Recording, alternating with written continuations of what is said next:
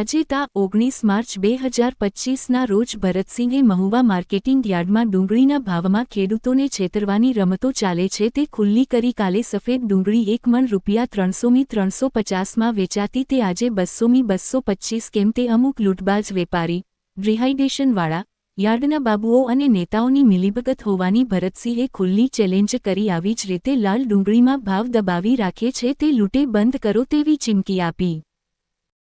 પ્રદેશ પ્રમુખ ખેડૂત કલ્યાણ સંગઠન અત્યારે ડુંગળીના જે ભાવ છે એ કાલે જ અત્યારે અમને મહુવાના ઘણા બધા ખેડૂતોના યાર્ડમાંથી ફોન આવ્યા એટલે અમે અહીંયા આવ્યા કે કાલે 250 થી 300 રૂપિયા સફેદ ડુંગળીનો ભાવ હતો એ આજ એકાએક 200 થી સવા 200 રૂપિયા થઈ ગયો. એટલે ખેડૂતોને ક્યાંક ને ક્યાંક છેતરવાની આ માર્કેટિંગ યાર્ડના નેતાઓ, લૂંટબાજ વેપારીઓ અને ડિહાઇડ્રેશનવાળાની મિલીભગતથી આ ખેડૂતોને છેતરવાનું, 1 મણે 50 100 રૂપિયા દબાવી રાખવાના. એવી જ રીતેથી લાલ ડુંગળીની હરાજી થાય છે. ત્યાં પણ 500 700 રૂપિયા હતા, એને બદલે અત્યારે 250 થી 350 રૂપિયા ઊંધી છે. એટલે ડુંગળીમાં એક મોટા પ્રમાણમાં ખેડૂતોને છેતરવાનું કાવતરું હાલે છે. એવો અમારો ઘણા સમયથી ખુલ્લો સરકાર અને આ માર્કેટિંગ યાર્ડના નેતાઓ, ડિહાઇડ્રેશનવાળા અને લૂંટબાજ વેપારીઓને ખુલ્લો અમારો પડકાર છે કે તમે ખેડૂતોને લૂંટો છો.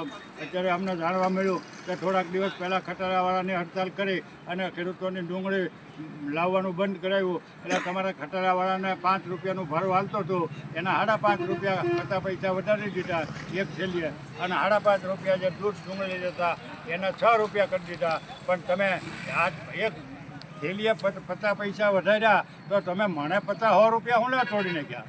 એક મણે તમે 50 પૈસા ભાડું વધાર્યું એક થેલીનું, અને ખેડૂતોના એક મણમાં 50 થી 100 200 રૂપિયા તમે એક મણે તોડી નાખ્યા. એટલે આ તો મહુવાના જે યાર્ડમાં ખેડૂતો ડુંગળી લાવે છે એની રોજ એ ખેડૂતોને રોજની કરોડો રૂપિયાની ખોટ છે.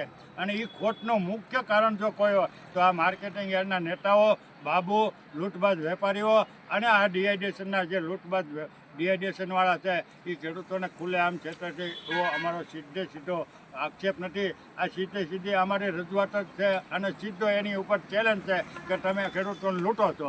આમાં બીજી એને જે થવું હોય કરી લે, જેમ કરવું હોય એમ કરી લે. બાકી ખેડૂતો એને લૂંટબાજી ચાલે છે.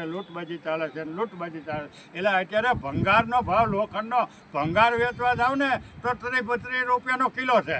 અને અમારી ડુંગળી 4 મહિનો ખેડૂતોએ પકવેલી હોય, પરસેવા પાડેલા હોય, એને અત્યારે તમે 8 રૂપિયા 10 રૂપિયાની મણ રાખેલી હતો. એટલે તમે શું સમજો છો? આ કેટલી મહેનત કરે. 1 વીઘો ડુંગળી પકવવા પાછળ ખેડૂતને 1 વીઘો જો ડુંગળી પકવવી હોય તો ઓછામાં ઓછા 1 વીઘામાં 65,000 રૂપિયાનો ખર્ચ કરવો પડે, અને વધીને 80,000 થી 85,000 રૂપિયાનો ખર્ચ થાય ત્યારે આ 1 વીઘો ડુંગળી પાકે. અને અત્યારે આ સફેદ ને લાલ ડુંગળી જે ખેડૂતો લાવે છે એના અમને મોટા ભાગના ખેડૂતો 80 થી 85% ખેડૂતો એમ કહે છે કે અમારે 50 થી 60 થી 70 થેલી ઉતરી છે. 100 થેલી તો કોક સારા ખેડૂત હોય અને સારી પકવી હોય એવાને 5% ઉતરે.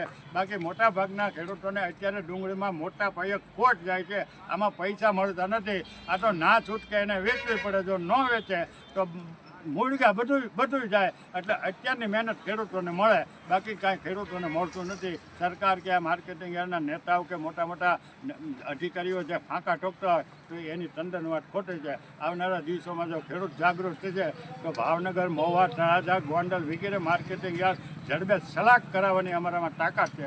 પણ જો ખેડૂતોની એકતા થાય તો જય હિન્દ, જય ભારત.